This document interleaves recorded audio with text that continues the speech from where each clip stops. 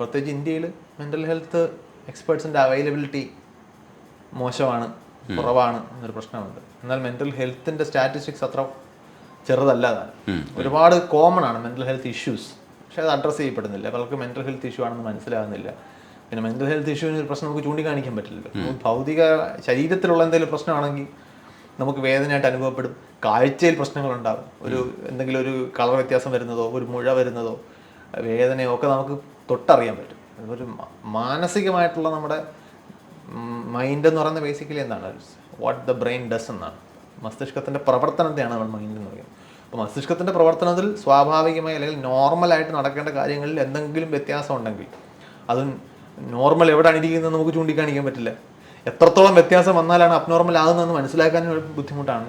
അപ്പോൾ പലപ്പോഴും ഇതിനിടയ്ക്ക് ആൾക്കാർ ഇത് സ്വഭാവമായി ദൂഷ്യമായിട്ടൊക്കെ അങ്ങ് വ്യാഖ്യാനിക്കും.